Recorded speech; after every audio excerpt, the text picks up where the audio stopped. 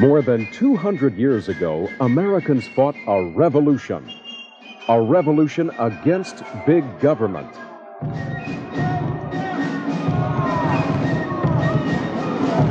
He has erected a multitude of new offices and has sent hither swarms of officials to harass our people and eat out their substance.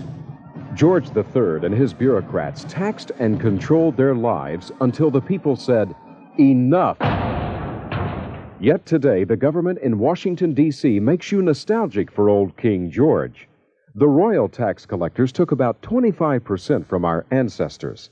This year, government at all levels will extract 50% of our money to waste. And not gently. IRS agents use wiretaps, mail openings, informants, disguises, guns, chains, and jails to get every last dime. Meanwhile, at the Federal Reserve, 12 faceless bureaucrats decide your economic future in secret. How much inflation should there be next year? What should interest rates be? How much of your savings should be transferred to politicians and their favored big banks? The Supreme Court, where individual rights are supposed to be protected, think it's fine if government invades our financial privacy, spies on us in our bedrooms, regulates church schools, and restricts our free speech. Meanwhile, at the Congress, everything is up for grabs, as long as it's yours. Democrats want big spending on social welfare and foreign aid. Republicans, including President Reagan, want big spending on corporate welfare and the military. Both parties love foreign meddling and budget deficits, and both advocate economic policies that can bring you back to 1929. Your only role? Elect them to power and send them your wallet, and maybe your kids. Despite the clear mandate of the Constitution, our own government, which botches everything within the borders of the United States, tries to police the world.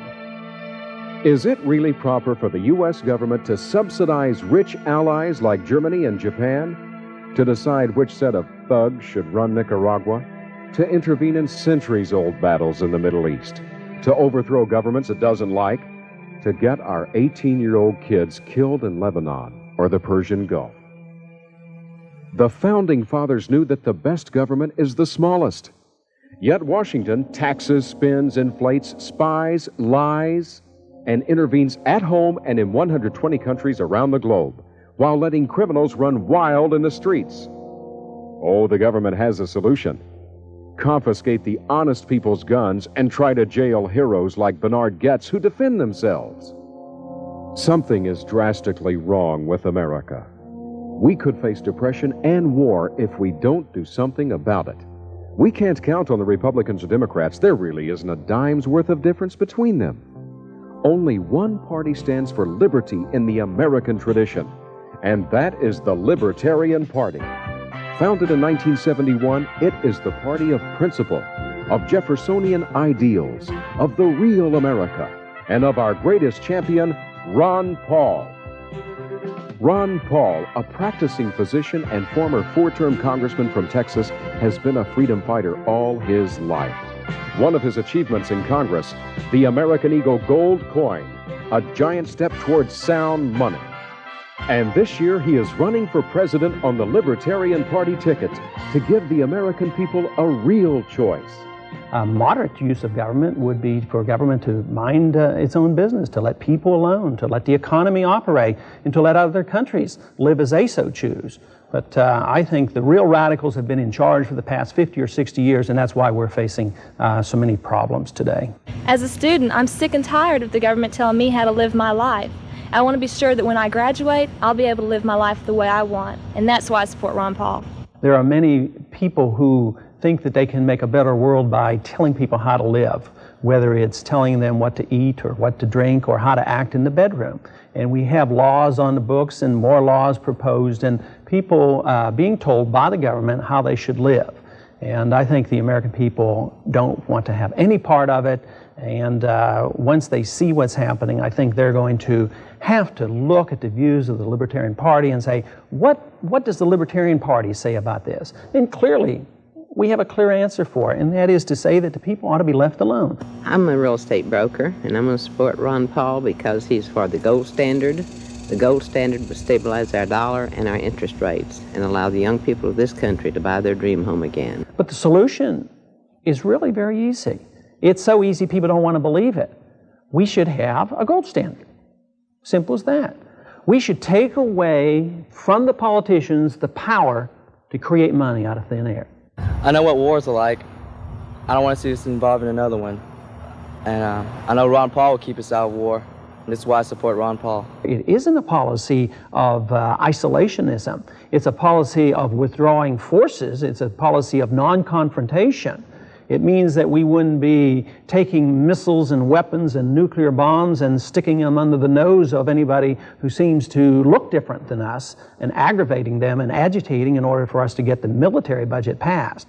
But the policy of non-intervention, the pro-American defense policy, is something that was designed by the Founding Fathers. It's a good policy, and the American people ought to have a chance to vote for it again. If you're a self-employed person, the government does everything possible to try to harass you, tax you, and put you out of business. They want us all to be good little serfs to Washington, D.C.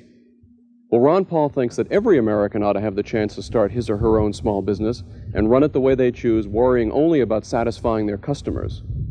That's why I support Ron Paul for president. Democrats and the Republicans have botched it up so badly. And they're never going to admit and say, well, we made a mistake, and we believe in balanced budgets, and we're going to balance budgets, and we're going to bring the troops home, and we're going to do away with the draft, and we're going to let people alone, and we're going to make the market free, and we're going to have a gold standard. There's no chance.